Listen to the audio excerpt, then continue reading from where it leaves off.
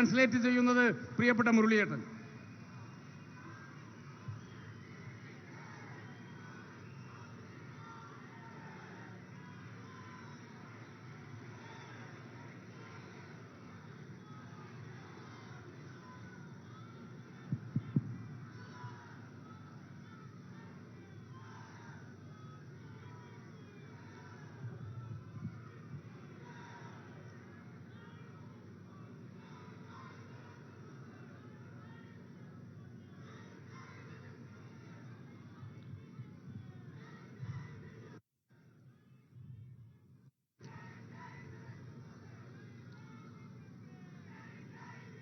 स्वामिये शरणम अय्यप्पा,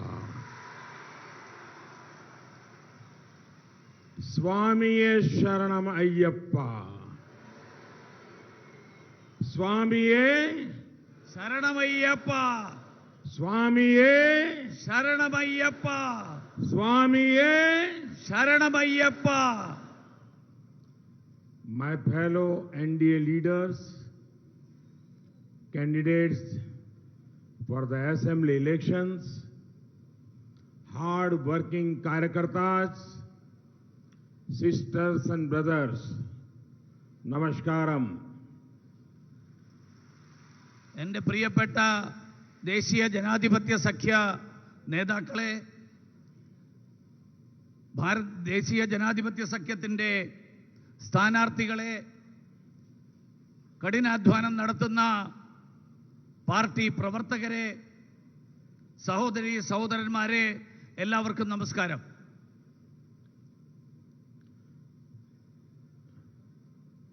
जो लोग मलयालम की भाषा नहीं जानते हैं, कुछ वाक्य मैं उनके लिए आज कहना चाहता हूं.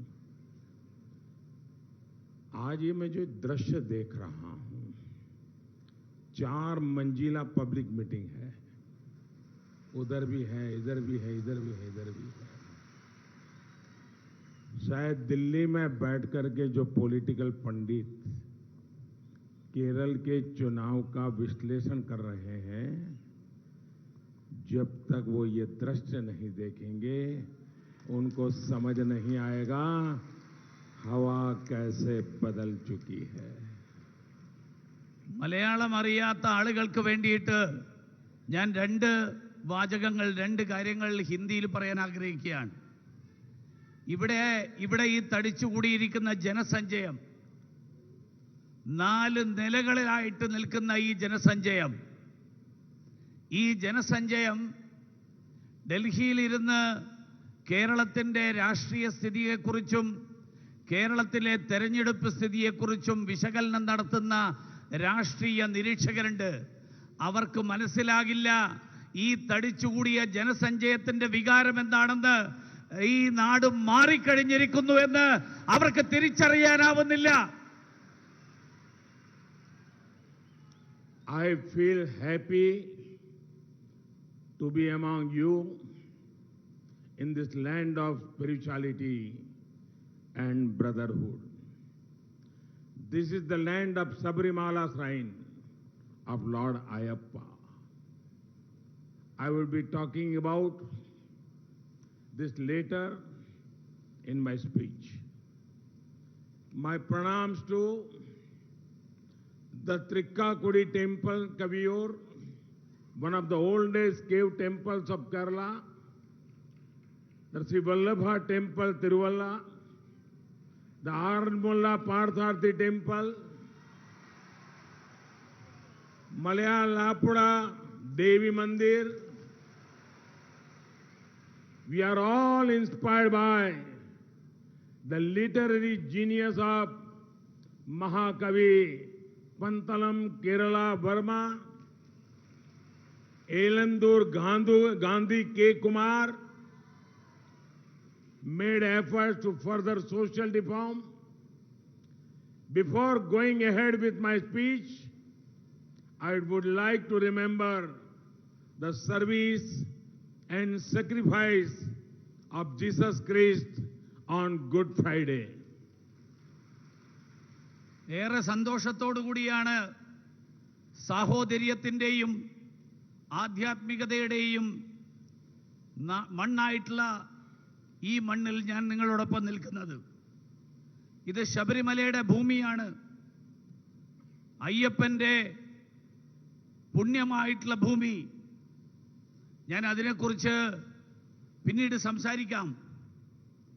ആദ്യമായിട്ട് ഞാൻ പ്രണമിക്കുന്നു കേരളത്തിലെ ആദ്യകാല ഗുഹാക്ഷേത്രങ്ങളിൽ ഒന്നായിട്ടുള്ള പരമശിവന്റെയും ഹനുമാൻ സ്വാമിയുടെയും പ്രാർത്ഥനയുടെ കേന്ദ്രമായിട്ടുള്ള തൃക്കാക്കുടി, കവിയൂരിലെ തൃക്കാക്കുടി ക്ഷേത്രം, തിരുവല്ലയിലെ ശ്രീവല്ലഭ ക്ഷേത്രം, ആറന്മുളയിലെ പാർത്ഥസാരഥി ക്ഷേത്രം, മലയാലപ്പുഴ ദേവീക്ഷേത്രം, ഇവിടെയെല്ലാം ഞാൻ പ്രണമിക്കുന്നു. പന്തളം കേരളവർമ്മയുടെ സാഹിത്യ പ്രതിഭയ്ക്ക് മുന്നിൽ ആ പ്രതിഭ നമ്മളെ എല്ലാവരെയും ആഹ്ലാദം കൊള്ളിക്കുന്നു, നമുക്ക് പ്രേരണയേകുന്നു. ഇലന്തൂർ ഗാന്ധി, നമ്മുടെ ഈ അടുത്തുള്ള പ്രദേശത്തുള്ള കെ കുമാർ, ഇലന്തൂർ ഗാന്ധി എന്നുള്ള പേരിൽ അറിയപ്പെടുന്ന കെ കുമാർ സാമൂഹ്യ പരിഷ്കരണത്തിന് വേണ്ടിയിട്ട് നടത്തിയിട്ടുള്ള അദ്വിതീയമായിട്ടുള്ള പരിശ്രമങ്ങൾ അംഗീകരിക്കേണ്ടതുണ്ട്. ഞാൻ പ്രസംഗത്തിൻ്റെ അടുത്ത ഈ ഘട്ടത്തിലേക്ക് കടക്കുന്നതിന് മുൻപ് ഇന്നത്തെ ഈ ദിവസത്തിൻ്റെ പ്രത്യേകത, ദുഃഖവെള്ളിയാഴ്ചയുടെ ഈ ദിവസം യേശു ക്രിസ്തുവിൻ്റെ പീഡാനുഭവങ്ങൾ, മനുഷ്യരാശിക്ക് വേണ്ടിയിട്ട് നടത്തിയ ത്യാഗം, ആ ത്യാഗത്തെ ഞാൻ സ്മരിക്കുന്നു. Friends, there are times in the history of societies when the people speak in one voice against tyranny, misgovernance and operations. These are special epoch-making moments in which the people convey a very clear message to those in power. Under the leadership of Lok Nayak Jayaprakash Narayan, we saw a glimpse of this during the anti-corruption and anti-emergency movement in the 1970s. People from different ideologies united to remove dictatorship and corruption. People united to protect our constitution. I am seeing a similar spirit in Kerala today. Enough is enough. The people are telling UDF and LDF. The people of Kerala are seeing the development agenda of the BJP, NDA. They relate with our programs and policies. സുഹൃത്തുക്കളെ, ദുർഭരണത്തിനെതിരായിട്ട്, അടിച്ചമർത്തലുകൾക്കെതിരായിട്ട്, കിരാത ഭരണകൂടങ്ങൾക്കെതിരായിട്ട് ജനങ്ങൾ ഒരൊറ്റ സ്വരത്തിൽ സംസാരിച്ച അവസരങ്ങൾ ചരിത്രത്തിൽ പല ഘട്ടങ്ങളിൽ ഉണ്ടായിട്ടുണ്ട്. അത്തരത്തിലുള്ള ചരിത്രം സൃഷ്ടിച്ച ഒരവസരമായിരുന്നു ജനങ്ങൾ വളരെ കൃത്യമായിട്ടുള്ള സന്ദേശം, അത്തരത്തിലുള്ള സന്ദേശം നൽകിയിട്ടുള്ള അവസരങ്ങൾ. അടിയന്തരാവസ്ഥയുടെ കാലഘട്ടത്തിൽ, അടിയന്തരാവസ്ഥയ്ക്ക് മുൻപ് അഴിമതിക്കെതിരായിട്ട്, പിന്നീട് അടിയന്തരാവസ്ഥയുടെ കാലഘട്ടത്തിൽ അടിയന്തരാവസ്ഥക്കെതിരായിട്ട് 70കളിൽ ലോകനായക് ജയപ്രകാശ് നാരായൺജിയുടെ നേതൃത്വത്തിൽ നടന്ന ഐതിഹാസികമായിട്ടുള്ള പോരാട്ടം അത്തരത്തിലുള്ള ഒന്നായിരുന്നു. വിവിധ വ്യത്യസ്തമായിട്ടുള്ള ആശയങ്ങളിൽ പെടുന്ന ആളുകൾ, അങ്ങനെയുള്ള ആളുകൾ ഏകാധിപത്യത്തെ പിഴുതെറിയാൻ വേണ്ടിയിട്ട് ഒരുമിച്ച് വന്നു. ഭരണഘടനയുടെ ഉദാത്തമായിട്ടുള്ള മൂല്യങ്ങൾ സംരക്ഷിക്കാൻ വേണ്ടിയിട്ട് ഒരുമിച്ച് വന്നു. അതേ തരത്തിലുള്ള ഒരു വികാരമാണ് ഞാൻ ഇന്ന് കേരളത്തിൽ കാണുന്നത്. ജനങ്ങൾ UDF-നോടും LDF-നോടും പറയാൻ ആഗ്രഹിക്കുകയാണ്, ഇനിയും നിങ്ങളെ ആവശ്യമില്ല. കേരളത്തിലെ ജനങ്ങൾ ഇന്ന് ഭാരതീയ ജനതാ പാർട്ടിയുടെ വികസന അജണ്ട, ആ അജണ്ട അംഗീകരിക്കാൻ തയ്യാറായിരിക്കുകയാണ്, ആ അജണ്ടയെ ഉൾക്കൊള്ളാൻ തയ്യാറായിരിക്കുകയാണ്. Kerala is seeing how the professional community is blessing BJP. They are saying that BJP stands for bringing progressive and educated people in politics. The active presence of a respected professional like Metro Man Sridharan has been a game changer in Kerala politics. A man who achieved so much over the years, who made India's progress faster. He has preferred BJP as a means to serve society. Kerala had decided this time BJP and NDA. Keralam പ്രൊഫഷണലുകളായിട്ടുള്ള ആളുകൾ, ഡോക്ടർമാർ, എഞ്ചിനീയർമാർ, അഭിഭാഷകർ, അങ്ങനെ വ്യത്യസ്ത തുറകളിൽ ജീവിക്കുന്ന ആളുകൾ, അങ്ങനെയുള്ള ആളുകൾ ഭാരതീയ ജനതാ പാർട്ടിയോടൊപ്പം ചേർന്നുകൊണ്ട് ഭാരതീയ ജനതാ പാർട്ടിയെ അനുഗ്രഹിക്കുന്നത് കേരളം കണ്ടുകൊണ്ടിരിക്കുകയാണ്. ഇന്ന് നമ്മുടെ നാട്ടിൽ വിദ്യാഭ്യാസമുള്ള, വിദ്യാസമ്പന്നരായിട്ടുള്ള ആളുകൾ രാഷ്ട്രീയ രംഗത്തേക്ക് കടന്നു വരാൻ, ഈ നാട്ടിൽ പുരോഗതി സൃഷ്ടിക്കാൻ, അതിനു വേണ്ടിയിട്ട് BJP നടത്തുന്ന ശ്രമങ്ങൾ, ആ ശ്രമങ്ങൾ ഈ ആളുകൾ മനസ്സിലാക്കിയിരിക്കുന്നു. മെട്രോമാനെ പോലെയുള്ള ഏറ്റവും ആദരിക്കപ്പെടുന്ന ഒരു വ്യക്തിത്വം, അങ്ങനെയുള്ള ഒരാളുടെ ഭാരതീയ ജനതാ പാർട്ടിയിലേക്ക്, തെരഞ്ഞെടുപ്പിലേക്കുള്ള, കേരളത്തിന്റെ രാഷ്ട്രീയത്തിലേക്കുള്ള കടന്നുവരവ് രാഷ്ട്രീയ രംഗത്തെ കണക്ക് കൂട്ടലുകളെ മുഴുവൻ തകിടം മറിച്ചിരിക്കുകയാണ്. ജീവിതത്തിൽ എത്രയോ വലിയ നേട്ടങ്ങൾ കൈവരിച്ചിട്ടുള്ള ഒരു വ്യക്തി, ഇന്ത്യയുടെ പുരോഗതിയെ ഏറ്റവും ത്വരിതഗതിയിലാക്കിയിട്ടുള്ള വ്യക്തി, അദ്ദേഹം നാടിനെ സേവിക്കാൻ, നാടിന് വേണ്ടിയിട്ട് പ്രവർത്തിക്കാൻ ഭാരതീയ ജനതാ പാർട്ടിയെ ഒരു മാർഗമായിട്ട് അദ്ദേഹം തെരഞ്ഞെടുത്തിരിക്കുന്നു. അതുകൊണ്ട് തന്നെ ഒരു കാര്യം വ്യക്തമാണ്, കേരളം തീരുമാനിച്ചിരിക്കുന്നു, ഇത്തവണ BJP ആണ്, ഇത്തവണ NDA ആണ്. Friends, you all have heard of the 7 deadly sins. UDF and LDF have committed their own 7 deadly sins in Kerala. Let me explain briefly. The first sin is false pride and arrogance. UDF and LDF feel they can never be defeated. This has made their leaders very, very arrogant. They are disconnected from the roots. സുഹൃത്തുക്കളെ, 7 പാപങ്ങളെക്കുറിച്ച് നിങ്ങളെല്ലാവരും കേട്ടിട്ടുണ്ടാവും. കേരളത്തിൽ UDF-ഉം LDF-ഉം അവരുടേതായിട്ടുള്ള 7 പാപങ്ങൾ, 7 തെറ്റുകൾ, ആ 7 തെറ്റുകൾ ആണ് കഴിഞ്ഞ കാലങ്ങളിലായിട്ട് നടത്തിയിട്ടുള്ളത്. അതിനെക്കുറിച്ച് സംസാരിക്കാൻ ഞാൻ ആഗ്രഹിക്കുകയാണ്. ഒന്നാമത് അവർ ചെയ്ത ഏറ്റവും വലിയ തെറ്റ്, ഏറ്റവും വലിയ പാപം, ദുരഭിമാനവും അഹങ്കാരവും അതിൻ്റെ മുഖമുദ്രയായിട്ട് അവർ മാറിയിരിക്കുന്നു. അവർ വിചാരിക്കുന്നത് ഒരിക്കലും LDF-ഉം UDF-നെയും പരാജയപ്പെടുത്താനാവില്ല എന്നാണ്. ഇതവരെ അഹങ്കാരികളാക്കി മാറ്റിയിരിക്കുന്നു. അവരെ ജനങ്ങളിൽ നിന്ന് അവരെ അകറ്റിയിരിക്കുന്നു. The second sin is greed for money.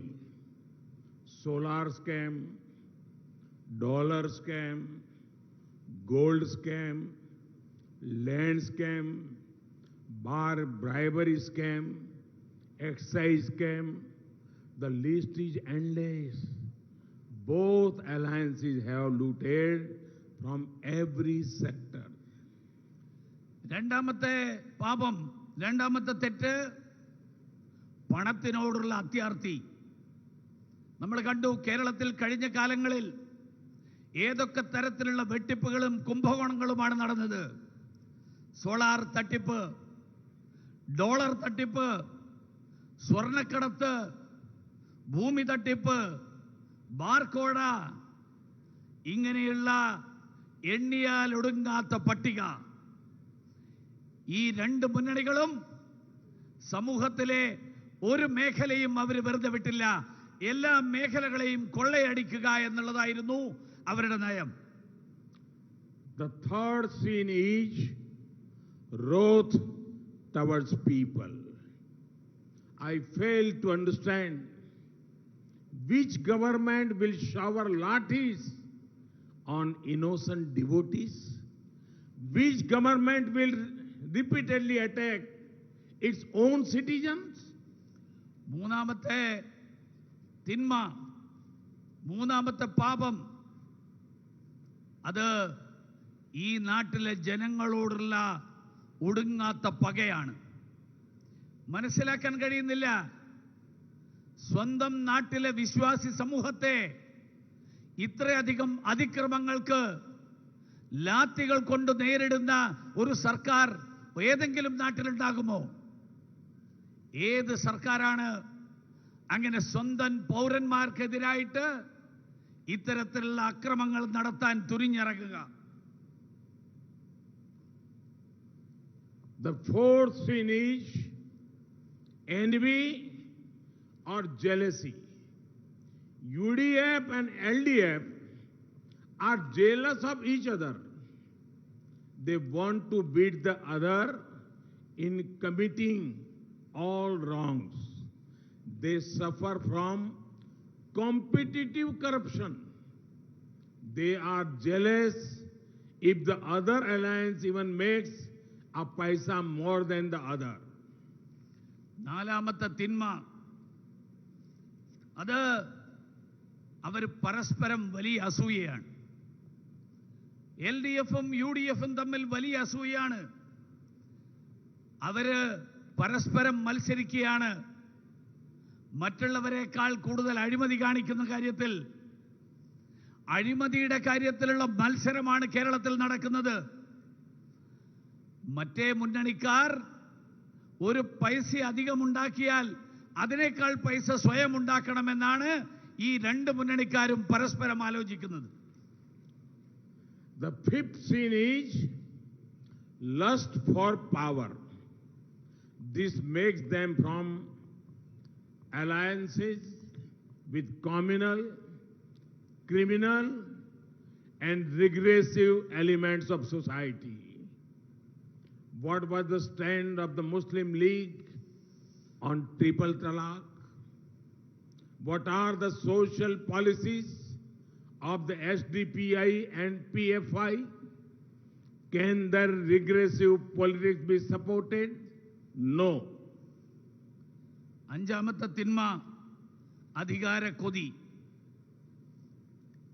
നമ്മുടെ നാട്ടിൽ വർഗീയ ശക്തികൾ, ക്രിമിനൽ സംഘങ്ങൾ, പിന്തിരിപ്പൻ സമൂഹങ്ങൾ, അങ്ങനെയുള്ളവരുമായിട്ട് സഖ്യമുണ്ടാക്കിക്കൊണ്ട് അധികാരത്തിലെത്താൻ വേണ്ടിയാണ് ഇവർ രണ്ടുപേരും ശ്രമിച്ചുകൊണ്ടിരിക്കുന്നത്. നമുക്കറിയാം എന്തായിരുന്നു മുസ്ലിം ലീഗിന്റെ നിലപാട്. പാവപ്പെട്ട മുസ്ലിം സ്ത്രീകൾക്ക് അവർക്ക് നീതി ലഭ്യമാക്കാൻ വേണ്ടിയിട്ടുള്ള നടപടിയെടുത്തപ്പോൾ അതിനെതിരായിട്ടുള്ള നിലപാടല്ലേ മുസ്ലിം ലീഗ് കൈക്കൊണ്ടത്. SDPI-യും പോപ്പുലർ ഫ്രണ്ടും അവര് സാമൂഹ്യ നീതിയുടെ കാര്യത്തിൽ അവര് എടുത്തിരിക്കുന്ന സമീപനം, ആ സമീപനം എന്താണ്? ഈ തരത്തിലുള്ള പിന്തിരിപ്പൻ നിലപാടുകള്, ആ പിന്തിരിപ്പൻ നിലപാടുകളെ ആർക്കെങ്കിലും അംഗീകരിക്കാൻ പറ്റുമോ? ഒരു കാരണവശാലും അംഗീകരിക്കാനാവില്ല. The sixth sin is promoting dynasty politics. In both alliances, there is a craze to further dynasty rule. Everything else is a side issue. We have also seen how children of big leaders are behaving. The case of the son of the top LDF leader is well known. I do not need to elaborate more on it because his antics are common knowledge. ആറാമത്തെ തിന്മ അത് കുടുംബാധിപത്യത്തിന്റെ രാഷ്ട്രീയം എന്നുള്ളതാണ്. രണ്ട് മുന്നണികളിലും ഈ കുടുംബാധിപത്യം അത് വ്യാപിപ്പിക്കാൻ വേണ്ടിയിട്ടുള്ള വലിയ ശ്രമമാണ് നടക്കുന്നത്. ബാക്കിയെല്ലാം അവർക്ക് അപ്രധാനമാണ്. അതുമാത്രമല്ല, ഈ വലിയ രാഷ്ട്രീയ നേതാക്കന്മാരുടെ, ഈ രണ്ട് മുന്നണികളിലെയും നേതാക്കന്മാരുടെ മക്കൾ, അവരുടെ ചെയ്തികളും നമ്മൾ കണ്ടുകൊണ്ടിരിക്കുകയാണ്. ഇടതുപക്ഷത്തെ വലിയൊരു നേതാവിന്റെ മകൻ കഴിഞ്ഞ കുറച്ച് കാലങ്ങളായിട്ട് കാട്ടിക്കൂട്ടുന്ന വിക്രിയകൾ, ആ വിക്രിയകൾ അധികം ഞാൻ പറയാൻ ആഗ്രഹിക്കുന്നില്ല, നിങ്ങൾക്ക് എല്ലാവർക്കും അറിയുന്ന കാര്യമാണ്. And the seventh sin is laziness in working. When making money, promoting dynasties, and doing vote bank politics is the priority, governance naturally takes a backseat. UDF and LDF have brought a governance paralysis in Kerala. It is time to free Kerala from alliances who have these political sins. ഏഴാമത്തെ തിന്മ അവർ നിഷ്ക്രിയത്വമാണ്, അവരുടെ മുഖമുദ്ര എന്നുള്ളതാണ്. കാരണം കുടുംബ ആധിപത്യം രാഷ്ട്രീയത്തിൽ വളർത്താൻ ശ്രമിക്കുന്നവർ, പണമുണ്ടാക്കാൻ വേണ്ടിയിട്ട് രാഷ്ട്രീയത്തെ ഉപകരണമാക്കുന്നവർ, വോട്ട് ബാങ്ക് രാഷ്ട്രീയം എന്നുള്ളതിന് മുൻതൂക്കം നൽകുന്നവർ, അവർക്ക് ഭരണം എന്നുള്ളത് രണ്ടാമത്തെ കാര്യമാണ്, അപ്രധാനമാണ്. അതുകൊണ്ട് തന്നെ ഈ കേരളത്തിൽ ഒരു ഭരണസ്തംഭനത്തിന്റെ സാഹചര്യം, ആ സാഹചര്യമാണ് UDFന്റെയും LDFന്റെയും കാലത്തുണ്ടായിട്ടുള്ളത്. ഈ മുന്നണികളിൽ നിന്ന് കേരളത്തെ മോചിപ്പിച്ചുകൊണ്ട് ഈ രാഷ്ട്രീയ തിന്മകൾ, ഈ രാഷ്ട്രീയ തിന്മകൾക്ക് അറുതി വരുത്തേണ്ട കാലം അതിക്രമിച്ചിരിക്കുകയാണ്. Friends, we in the NDA are coming to you with a forward-looking development agenda that puts Kerala on the fast route to progress. My vision for fast includes F for fisheries and fertilizers, A for agriculture and Ayurveda, S for skill development and social empowerment, T for tourism and technology. We will ensure each of these sectors develops. സുഹൃത്തുക്കളെ, ദേശീയ ജനാധിപത്യ സഖ്യം നിങ്ങളെ സമീപിക്കുന്നത് കേരളത്തിന്റെ വികസനത്തിന് ഉതകുന്ന പുരോഗമനപരമായിട്ടുള്ള ഒരു അജണ്ട, വികസനോന്മുഖമായിട്ടുള്ള അജണ്ട, ആ അജണ്ടയുമായിട്ട് കേരളത്തെ അതിവേഗം വികസനത്തിന്റെ പാതയിലൂടെ മുന്നോട്ട് നയിക്കുക എന്നുള്ള ലക്ഷ്യവുമായിട്ടാണ്. അദ്ദേഹം ഫാസ്റ്റ് ഡെവലപ്മെന്റ് എന്നുള്ളതിന് FAST എന്നുള്ള ഇംഗ്ലീഷ് വാക്ക്, ആ വാക്കിന് അദ്ദേഹം ഒരു വിശദീകരണം നൽകിയിരിക്കുകയാണ്. FASTയുടെ ആദ്യത്തെ അക്ഷരം F ആണ്. Fന് അദ്ദേഹം രണ്ട് മേഖലകൾ ചൂണ്ടിക്കാണിക്കുന്നു. ഒന്ന് ഫിഷറീസ്, മത്സ്യബന്ധന മേഖല, രണ്ട് ഫെർട്ടിലൈസർ, രാസവള മേഖല. ഫാസ്റ്റിലെ രണ്ടാമത്തെ അക്ഷരം എക്ക് അദ്ദേഹം രണ്ട് മേഖലകൾ ചൂണ്ടിക്കാണിക്കുന്നു. അഗ്രികൾച്ചർ, ആയുർവേദ, കാർഷിക മേഖലയും ആയുർവേദ മേഖലയും. മൂന്നാമത്തെ അക്ഷരം ഫാസ്റ്റിലെ എസ് നൈപുണ്യ വികസനത്തിന്റെയും സാമൂഹ്യ ശാക്തീകരണത്തിന്റെയും മേഖല, സ്കിൽ ഡെവലപ്മെന്റും സോഷ്യൽ എംപവർമെന്റും. FASTയുടെ അവസാനത്തെ അക്ഷരമായിട്ടുള്ള T, ടൂറിസവും ടെക്നോളജിയും വിനോദസഞ്ചാര മേഖലയും സാങ്കേതിക വിദ്യയുടെ വികസനവും. ഇതെല്ലാം ഉറപ്പുവരുത്തിക്കൊണ്ട് ഈ മേഖലകളെയൊക്കെ വികസിപ്പിക്കുക എന്നുള്ള ലക്ഷ്യം, അതാണ് ദേശീയ ജനാധിപത്യ സഖ്യത്തിന്റെ വികസനോന്മുഖമായിട്ടുള്ള അജണ്ടയുടെ വിശദാംശം.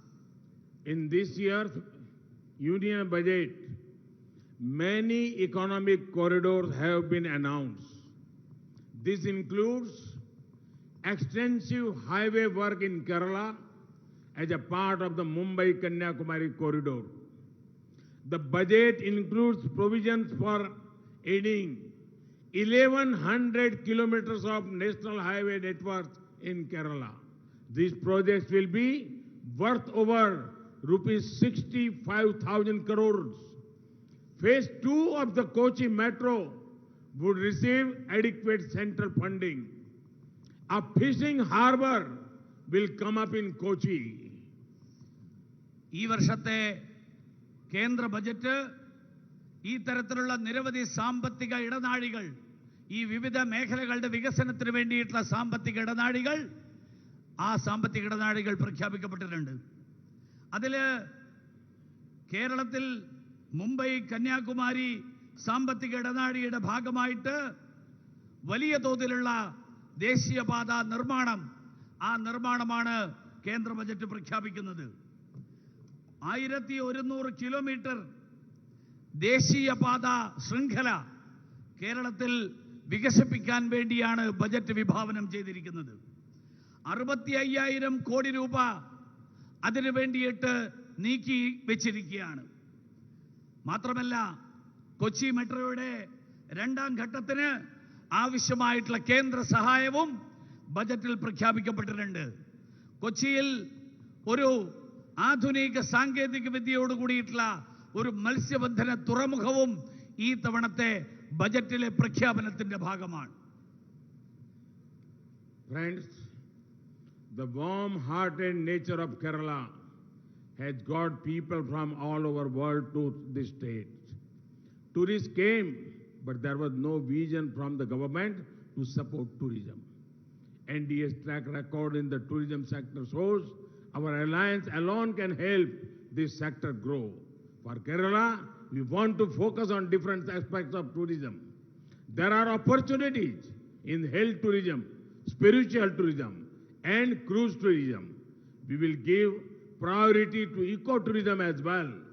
We want to street food to become popular. The PM Swanidhi scheme has been a boon for street vendors. It ensured credit support at a very critical time and helped them continue with business. സുഹൃത്തുക്കളെ, കേരളത്തിലെ ജനങ്ങളുടെ ആതിഥ്യപ്രിയരായിട്ടുള്ള ഊഷ്മള ഹൃദയരായിട്ടുള്ള കേരളത്തിലെ ജനങ്ങൾ, ആ ജനങ്ങളുടെ മനോഭാവം ലോകമെമ്പാടുമുള്ള വിനോദസഞ്ചാരികളെ കേരളത്തിലേക്ക് ആകർഷിക്കുകയാണ്. അങ്ങനെ വിനോദസഞ്ചാരികൾ കേരളത്തിലേക്ക് വന്നു. പക്ഷേ കേരളത്തിലെ സർക്കാരിന് വിനോദസഞ്ചാര മേഖല വളർത്തിയെടുക്കാൻ വേണ്ടിയിട്ടുള്ള ഒരു കാഴ്ചപ്പാട്, ആ കാഴ്ചപ്പാട് ഉണ്ടായില്ല. ദേശീയ ജനാധിപത്യ സഖ്യത്തിന്റെ ഈ കാര്യത്തിലുള്ള അനുഭവം, ഈ കാര്യത്തിൽ ദേശീയ ജനാധിപത്യ സഖ്യം നടത്തിയിട്ടുള്ള പ്രവൃത്തികൾ, അത് തീർച്ചയായിട്ടും ഈ മേഖലയുടെ വളർച്ചക്കുതകുന്ന കാര്യങ്ങളാണ്. കേരളത്തെ സംബന്ധിച്ചിടത്തോളം വിനോദസഞ്ചാരത്തിന്റെ വ്യത്യസ്തമായിട്ടുള്ള മേഖലകൾ, ആ മേഖലകളിൽ കേന്ദ്രീകരിക്കണം, ഊന്നൽ നൽകണമെന്നാണ് ദേശീയ ജനാധിപത്യ സഖ്യം ആഗ്രഹിക്കുന്നത്. ആരോഗ്യ മേഖലയിൽ ടൂറിസത്തിന് വലിയ സാധ്യതകളുണ്ട്. ആധ്യാത്മിക ടൂറിസത്തിന് വലിയ സാധ്യതകളുണ്ട്. കേരളത്തിലെ നദികളും കടലോരവും ആഡംബര കപ്പലുകളും നൗകകളിലുമുള്ള ടൂറിസത്തിന് സാധ്യതകൾ നൽകുന്നു. അതോടൊപ്പം പ്രകൃതിയോട് ഇണങ്ങി ജീവിക്കുന്ന വിനോദസഞ്ചാര മേഖല, ആ മേഖലക്കും പ്രാധാന്യം നൽകാൻ നമ്മൾ ആഗ്രഹിക്കുന്നു. ഭക്ഷണം, കേരളത്തിന്റെ നമ്മുടെ തനതായിട്ടുള്ള ഭക്ഷണം, ആ തനത് ഭക്ഷണം അത് ജനപ്രീതി ആർജിച്ചിട്ടുള്ള ഭക്ഷണമാണ്. അത് വിനോദസഞ്ചാരികൾ ഏറെ ഇഷ്ടപ്പെടുന്നതാണ്.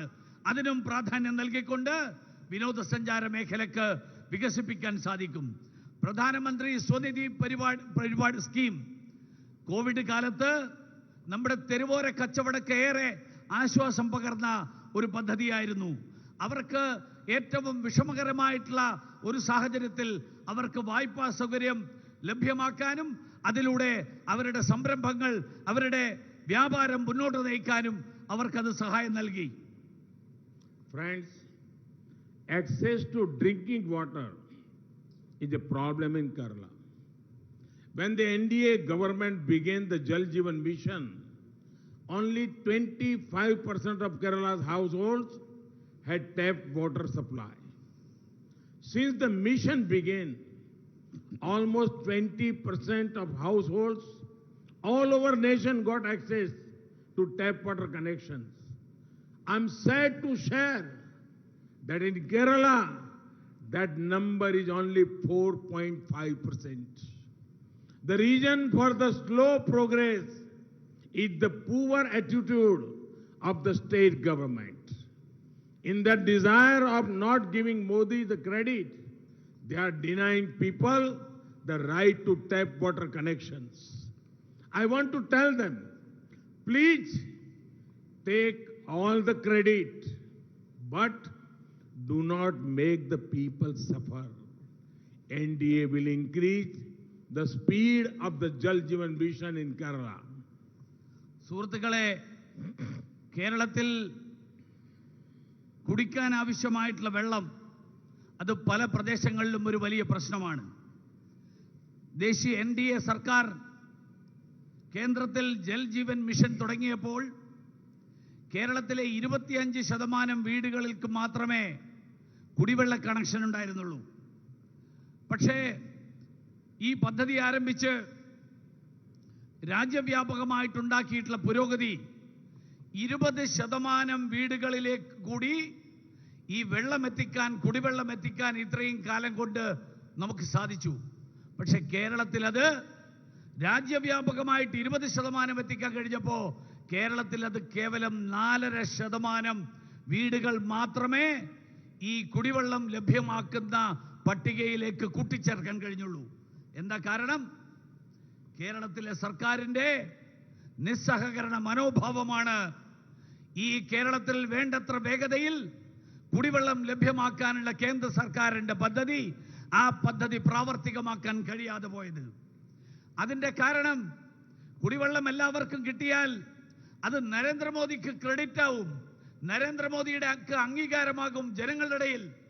അതുകൊണ്ട് ജനങ്ങൾക്ക് കുടിവെള്ളം നിഷേധിച്ചുകൊണ്ട് നരേന്ദ്രമോദിക്ക് കിട്ടുന്ന അംഗീകാരം ഇല്ലാതാക്കാനുള്ള ശ്രമം, ആ ശ്രമമാണ് കേരളത്തിലെ സർക്കാർ നടത്തുന്നത്.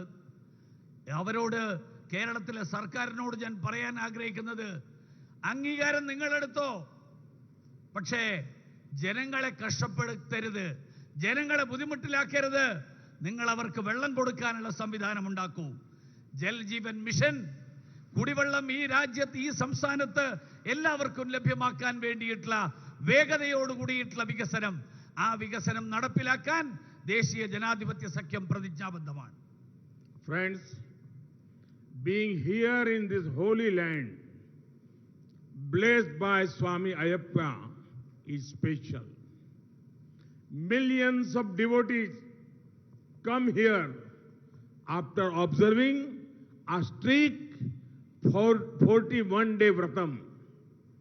That discipline and devotion make this land even holier. I bow down to Swami Ayyappa as well as appreciate the devotees of Swami Ayyappa. From Swami Ayyappa, we learn the importance of doing good to others and being compassionate. സുഹൃത്തുക്കളെ, സ്വാമി അയ്യപ്പനാൽ അനുഗ്രഹീതമായിട്ടുള്ള ഈ പുണ്യമായിട്ടുള്ള ഭൂമിയിൽ, ഈ മണ്ണിലെത്തുന്നതിൽ എനിക്കേറെ സന്തോഷമുണ്ട്. ഇവിടെ 41 ദിവസത്തെ കഠിന വ്രതമെടുത്തുകൊണ്ടാണ് ദശലക്ഷക്കണക്കിന് അയ്യപ്പ ഭക്തർ അയ്യപ്പന്റെ ദർശനത്തിനായിട്ട് എത്തുന്നത്. അവരുടെ സമർപ്പണവും വിശ്വാസവും അത് ഈ ഭൂമിയെ കൂടുതൽ പുണ്യമാക്കുന്നു, കൂടുതൽ പവിത്രമാക്കുന്നു. ഞാൻ സ്വാമി അയ്യപ്പന്റെ മുന്നിൽ ഞാൻ പ്രണമിക്കുന്നു. അതോടൊപ്പം അയ്യപ്പനെ കാണാനെത്തുന്ന ദശലക്ഷക്കണക്കിന് അയ്യപ്പ ഭക്തരുടെ മുന്നിൽ, അവരുടെ മുന്നിൽ ഞാൻ ശിരസ് നമിക്കുന്നു. സ്വാമി അയ്യപ്പനിൽ നിന്ന് എങ്ങനെ സഹോദരന്മാർക്ക് സഹജീവികൾക്ക് അവരോട് എങ്ങനെ നല്ല കാര്യങ്ങൾ ചെയ്യണം, അവർക്കെങ്ങനെ നന്മ വരുത്തണം എന്നുള്ളത് നമ്മൾ മനസ്സിലാക്കി, എങ്ങനെ അവരോട് സഹാനുഭൂതിയോടുകൂടി പെരുമാറണം എന്നുള്ളതും നമ്മൾ മനസ്സിലാക്കി. But what had the LDF done? First, they tried to distort the picture and the image of Kerala and try to show Kerala culture as backward. Then they try to destabilize sacred places by using their agents to carry out mischief. The devotees of Swami Ayyappa, who should have been welcomed with flowers, were welcomed with lathis. I want to state clearly, the innocent devotees of Swami Ayyappa, they are not criminals. For decades, the left cabal had done everything to portray Indian culture in poor light. Their lies would not go on anymore. An imported and internationally rejected ideology will no longer be allowed to trample over the culture of our land. This is why Baba Saheb Ambedkar questioned if communism and free democracy can ever coexist. He said that communism is like a forest fire that will burn and consume everything. Earlier, now, and in the future, BJP Karyakartas will stand in the way of an effort to trample over the culture of our society. സുഹൃത്തുക്കളെ, ഈ ഇടതുപക്ഷക്കാർ എന്താണ് ചെയ്തത്? കേരളത്തിന്റെ സംസ്കാരത്തെ പിന്തിരിപ്പനാണെന്ന് ആക്ഷേപിച്ചു. അതിനെ തെറ്റായി ചിത്രീകരിച്ചു. ഇപ്പോ അവര് കേരളത്തിലെ പവിത്രമായിട്ടുള്ള സങ്കേതങ്ങൾ, പുണ്യകേന്ദ്രങ്ങൾ, ആ കേന്ദ്രങ്ങളെ തകർക്കാൻ അവരുടെ ഏജന്റുമാരെ വെച്ചുകൊണ്ട് ഉപയോഗിച്ചുകൊണ്ട് അത് തകർക്കാൻ വേണ്ടിയിട്ട് ശ്രമിക്കുകയാണ്. അയ്യപ്പ ഭക്തരെ ഊഷ്മളമായി സ്വാഗതം ചെയ്യുന്നതിന് പകരം അവരെ ലാത്തി ഉപയോഗിച്ചുകൊണ്ട് നേരിടുകയാണ് സർക്കാർ ചെയ്തത്. ഞാൻ പറയാൻ ആഗ്രഹിക്കുകയാണ്, വളരെ വ്യക്തമായി പറയാൻ ആഗ്രഹിക്കുകയാണ്. സ്വാമി അയ്യപ്പന്റെ, ശ്രീ അയ്യപ്പന്റെ ഭക്തർ, നിഷ്കളങ്കരായിട്ടുള്ള ഭക്തർ, അവരാരും ക്രിമിനലുകളല്ല, അവരാരും കുറ്റവാളികളല്ല. ഭാരതീയ സംസ്കാരത്തെ തെറ്റായി ചിത്രീകരിക്കാൻ എക്കാലത്തും ശ്രമിച്ചവരാണ് ഈ ഇടതുപക്ഷക്കാർ. ഈ കള്ളത്തരങ്ങൾ അധികകാലം ഇനി വിലപ്പോവില്ല. ഇറക്കുമതി ചെയ്ത ഒരു തത്വസംഹിത, അന്താരാഷ്ട്ര തലത്തിൽ തിരസ്കരിക്കപ്പെട്ട ഒരു തത്വസംഹിത, ആ സംഹിതയുടെ പേര് പറഞ്ഞുകൊണ്ട്, ആ ആശയത്തിന്റെ പേരിൽ, ആ പ്രത്യയശാസ്ത്രത്തിന്റെ പേരിൽ ഈ നാടിന്റെ സംസ്കാരത്തെ ചവിട്ടുമതിക്കാൻ ഒരു കാരണവശാലും അനുവദിക്കില്ല. അതുകൊണ്ടാണ് ഡോക്ടർ ബാബാ സാഹിബ് അംബേദ്കർ, ഭരണഘടനാ ശില്പിയായിട്ടുള്ള അംബേദ്കർ പറഞ്ഞു, ജനാധിപത്യത്തിന്റെ യുഗത്തിൽ കമ്മ്യൂണിസത്തിന് എന്ത് പ്രസക്തി എന്ന് അദ്ദേഹം ചോദിച്ചു. അദ്ദേഹം പറഞ്ഞു, കമ്മ്യൂണിസം എന്നത് കാട്ടുതീ പോലെയാണ്. അത് സ്വയം നശിക്കും, സ്വയം എരിയും, ചുറ്റുമുള്ളതിനെയെല്ലാം ചുട്ട് ചാമ്പലാക്കും. ഒരു കാര്യം പറയാൻ ആഗ്രഹിക്കുകയാണ്, ഭാരതീയ ജനതാ പാർട്ടിയുടെ പ്രവർത്തകർ എക്കാലത്തും കഴിഞ്ഞ കാലങ്ങളിൽ ഇന്ന് നാളെ എക്കാലത്തും ഈ നമ്മുടെ നാടിന്റെ സംസ്കാരത്തെ തകർക്കാനുള്ള അതിനെ ചവിട്ടിമതിക്കാനുള്ള ഒരു നീക്കത്തിനും അനുവദിക്കില്ല. ആ നീക്കത്തെ ചെറുത്ത് തോൽപ്പിക്കും എന്ന് പറയാൻ ആഗ്രഹിക്കുക. Friends, our vision is inclusive. Our work is extensive. We will further Kerala's progress and protect Kerala's culture. I urge you all to vote for NDA in large numbers. Thank you for coming to bless us in such a large number. Bharat Mata ki. സുഹൃത്തുക്കളെ, നമ്മുടെ കാഴ്ചപ്പാട് എല്ലാവരെയും ഉൾക്കൊള്ളുന്ന കാഴ്ചപ്പാടാണ്. നമ്മുടെ പ്രവൃത്തികൾ എല്ലാവരിലേക്കും എത്തുന്ന പ്രവൃത്തികളാണ്. കേരളത്തിന്റെ വികസനവും കേരളത്തിന്റെ സംസ്കാരവും ഇത് രണ്ടും സംരക്ഷിക്കാനും മുന്നോട്ട് നയിക്കാനും കേരളത്തിന്റെ പുരോഗതി ഉറപ്പുവരുത്താനും വേണ്ടിയുള്ള പരിശ്രമങ്ങൾ നമ്മൾ നടത്തും. അതുകൊണ്ട് ഞാൻ എല്ലാവരോടും അഭ്യർത്ഥിക്കാൻ ആഗ്രഹിക്കുകയാണ്, ദേശീയ ജനാധിപത്യ സഖ്യത്തിന് വലിയ തോതിൽ പിന്തുണ നൽകാൻ എല്ലാവരും പിന്തുണ നൽകണമെന്ന് അഭ്യർത്ഥിക്കുകയാണ്. ഇന്ന് ഇത്രയും വലിയൊരു ജനസാഗരം ഇവിടെ എത്തി നമ്മളെ എല്ലാവരെയും അനുഗ്രഹിച്ചതിന് ഞാൻ നിങ്ങളോട് ഓരോരുത്തരോടും നന്ദി രേഖപ്പെടുത്തുകയാണ്. ഭാരത് മാതാ കി ജയ്. भारत माता की. भारत माता की. भारत माता की. बहुत बहुत धन्यवाद.